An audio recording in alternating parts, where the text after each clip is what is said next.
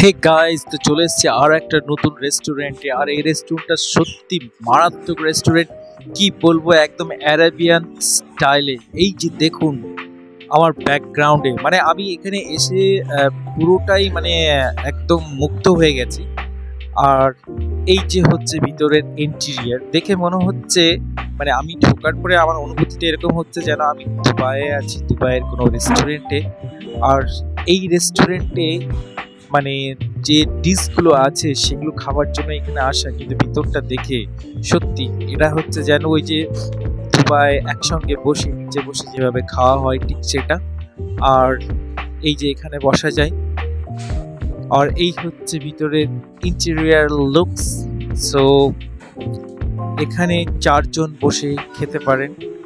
এই যে এই জায়গাটা, চারজন বসে একসঙ্গে বসে খাওয়া যায়।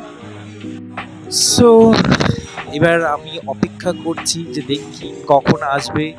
আমি অর্ডার করেছি একটা মান্ডি।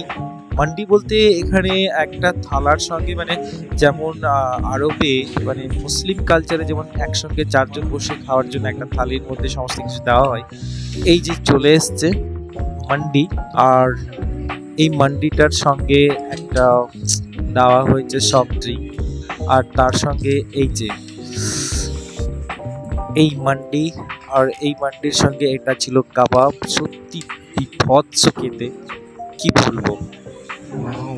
আর এই অ্যাপিয়ারেন্স, তো তোমরা যারা ভাবছো এখানে এসে খাবে বা এখানে টাইম স্পেন্ড করবে বা ব্লগ বানানোর জন্য এখানে আসতে পারো। সো এই হচ্ছে সেই রেস্টুরেন্টের ভিতরের লুকটা। এই যে মানে বলা যেতে পারে, হ্যাঁ, একটা প্রিমিয়াম লুক, প্রিমিয়াম মানে ওয়েতে আপনি এখানে খেতে পারো। সো তো সত্যি ভালো লাগলো। মানে এটা আমার ফার্স্ট এক্সপিরিয়েন্স ছিল। তো খেলাম, সত্যি রিয়েলি রান্নাটাও বিভৎস হয়েছে।